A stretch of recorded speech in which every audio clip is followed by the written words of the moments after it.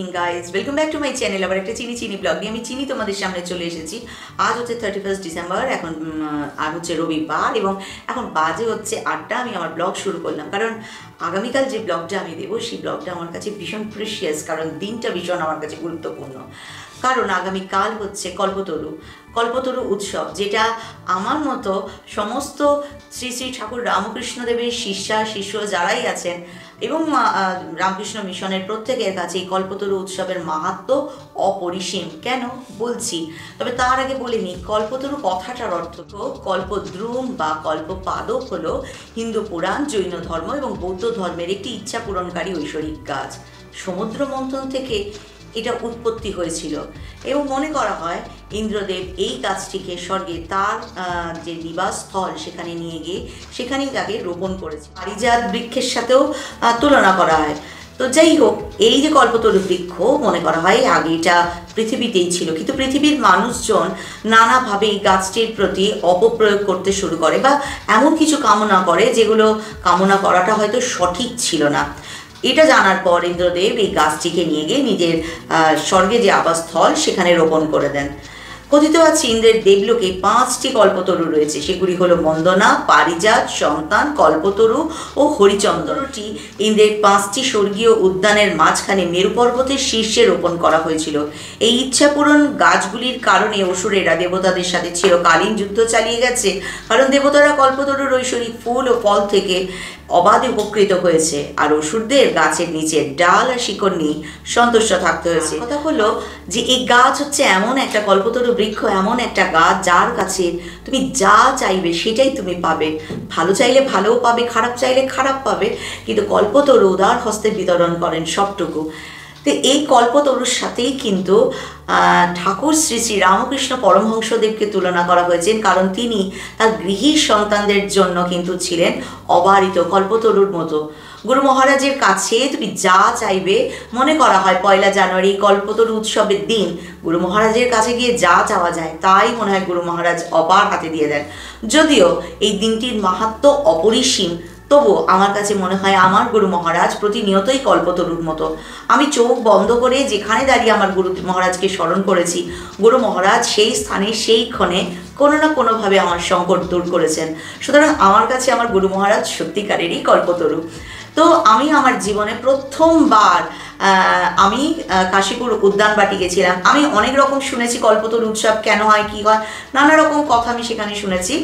তো আজ আমি যখন কল্পতরু উৎসব দর্শন করতে গেছিলাম, সেখানে গিয়ে যেটা জানতে পারলাম সেটা ওই কাশীপুর উদ্যানবাটি, তোমাদের সাথে পুরো ভিডিও শেয়ার করব। যে ঘরটাতে আমার গুরু মহারাজ থাকতেন সেই ঘরের এই কল্পতরু উৎসবের দিন ওই যে গুরু মহারাজের বিছানা ঘর তুমি ছুঁয়ে দেখতে পারবে, মেবি হয়তো ওই ঊর্জাটাকে অনুভব করতে পারবে, কিন্তু ছুঁয়ে দেখলেই যে তার ঊর্জা অনুভব করবো আর নাচের যে নয় তা তো নয়।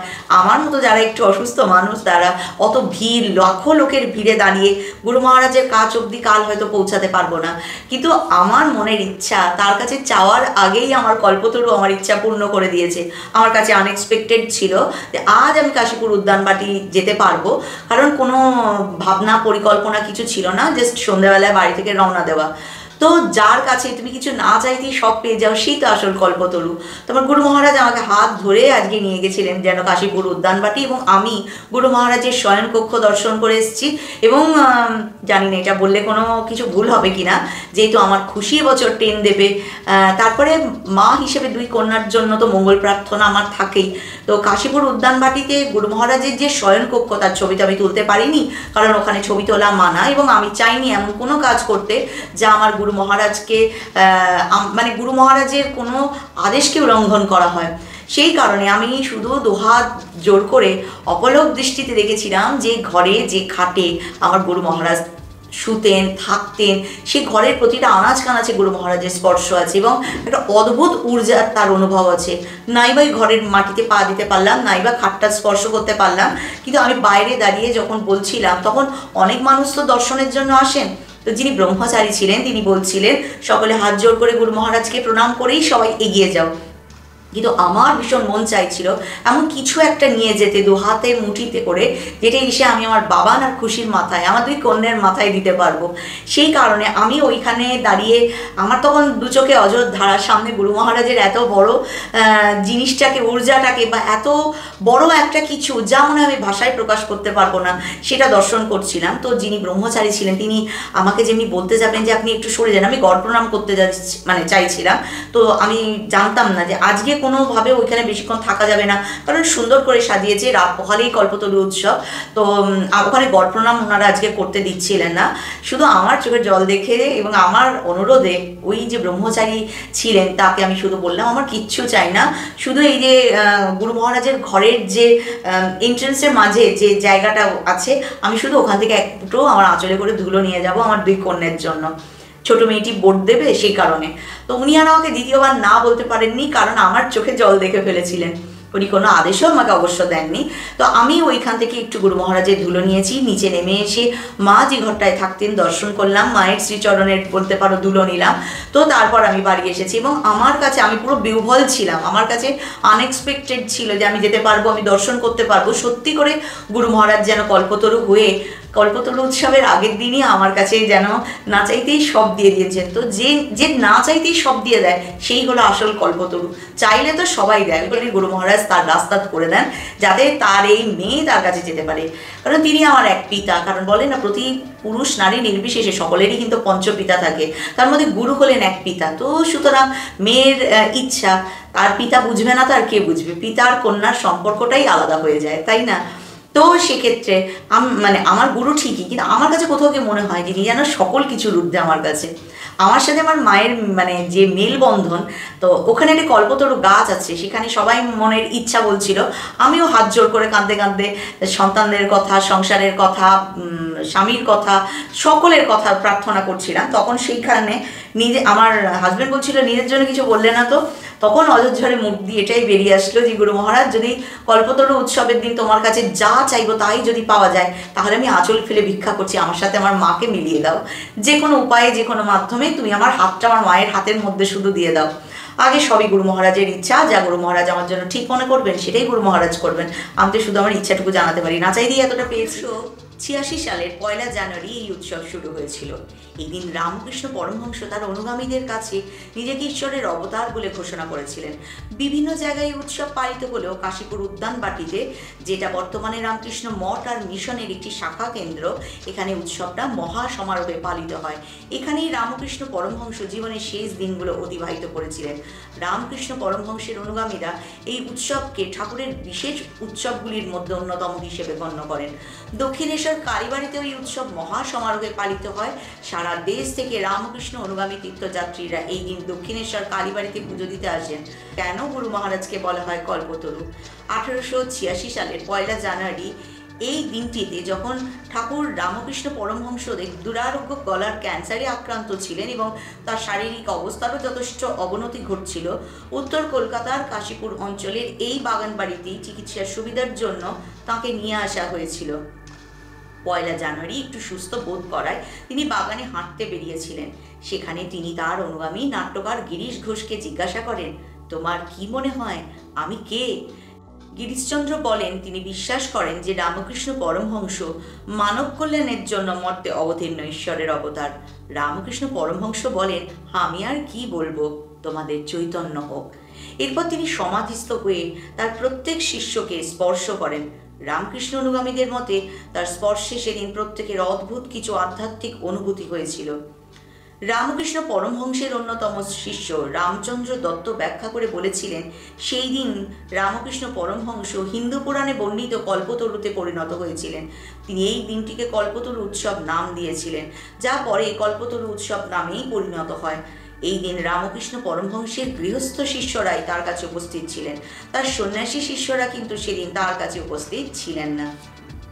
এই কল্পতরু উৎসব দর্শন করতে দূর দূরান্ত থেকে মানুষ আসেন, অগণিত ভক্তের সমাহার হয় এবং বিশাল দূর অবধি লাইন চলে যায়। দক্ষিণেশ্বর ব্রিজ ছাড়িয়ে বলো বা এদিক ওদিক অনেক দূর অবধি সেই বিস্তার একদম লাইনের থাকে। প্রচুর মানুষ আসেন ধৈর্য ধরে লাইনে অপেক্ষা করে গুরু মহারাজের সমস্ত সেই মানে ঐশ্বরিক জিনিসগুলোকে স্পর্শ করে একটা অদ্ভুত ঊর্জা অনুভব করার আশায়। এবং গুরু মহারাজও হয়তো অকৃতদার হয়ে তার সকল সন্তানের জন্য তার আশীর্বাদ বিলিয়ে দেন সকলের মাঝখানে। তো এই দিনটার যেহেতু এতটাই বিশেষত্ব, সেহেতু আমার কাছেও এই দিনটার বিশেষত্ব আছেই বই কি।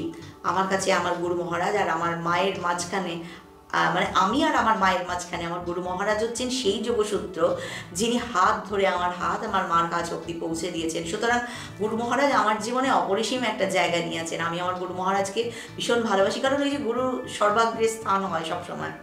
তো এই প্রথম জীবনে প্রথমবার কাশীপুর উদ্যানবাটি দর্শন করলাম, একটা অদ্ভুত ঊর্জা, অদ্ভুত অনুভূতি নিয়ে এসেছি। কারণ হয় না, তুমি যখন কোনো জিনিস যেটা তোমার কাছে আনএক্সপেক্টেড তার সামনে দাঁড়িয়ে যাবে, তখন তোমার সমস্ত রকম বাহ্যজ্ঞান মনে হয় লুপ্ত হয়ে যাবে। আমার আজ সেটাই হয়েছিল।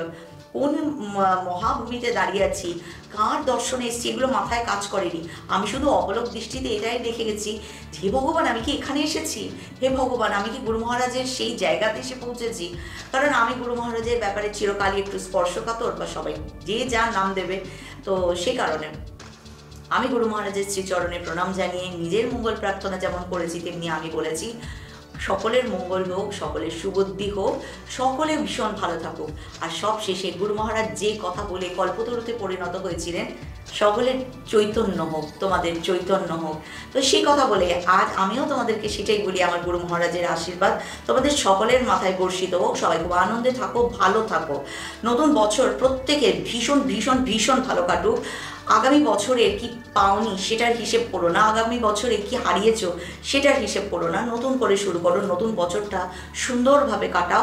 আর ওই যে গতকালের ব্লগে তোমাদের সাথে শেয়ার করেছি, নতুন বছরে কখনো ওই সৎকর্ম, সৎচিন্তা, সৎ বাক্যটা রাখবে, কাউকে কষ্ট আঘাত দেবে না। যেহেতু এটা শনিদেবের বছর, সুতরাং তার কৃপায়, গুরু মহারাজের আশীর্বাদে সকলের মঙ্গল হবে। আমি এই প্রার্থনা গুরু মহারাজের শ্রীচরণে রাখি। এবং আজকের ব্লগ এখানেই শেষ করি। কেমন লাগছে কমেন্ট বক্সে কমেন্ট করতে কেউ ভুলবে না কিন্তু। অনেক মানুষ হয়তো আমার ব্লগ দেখে যাচ্ছ, হয়তো আমি তোমাদের মনের মনিকঠায় এখনো জায়গা করে নিতে পারিনি। তোমরা আমার কাছে সেই কল্পতরু, যারা পারো আমাকে আমার মায়ের কথা নিয়ে খানিকটা এগিয়ে যেতে সাহায্য করতে, তোমাদের কাছে বিনীত অনুরোধ, যদি ভালো লাগে তাহলে please please please like, share, subscribe করে দিও আর বেল বাটনটা অন করে দিও, যাতে আমি যখনই ব্লগ দেবো নোটিফিকেশান তোমাদের কাছে অবধি পৌঁছে যায়। আর সবাই খুব ভালো থেকো, নতুন বছর সবাই খুব ভালোভাবে কাটাও। আর আশা করি তোমরা সবাই খুব খুব খুব ভালো আছো, সুস্থ আছো, সাবধান আছো, এবং একটা চওড়া স্মাইল নিয়ে আছো। চিনি তোমাদেরকে দেয়, তোমরা সকলের মাঝখানে ছড়িয়ে দাও। নিজের খেয়াল রাখছো, নিজের বাবা মায়ের খেয়াল রাখছো, নিজের ফ্যামিলির খেয়াল রাখছো, আর নিজের বাড়ির কুচকুগুলোর খেয়াল তো অতি অবশ্যই রাখছো। চলো আজকের ব্লগ এখানে শেষ করি। জয় মাতা দি, জয় গুরু মহারাজ, রামকৃষ্ণ পরমহংসদেবের জয়। আর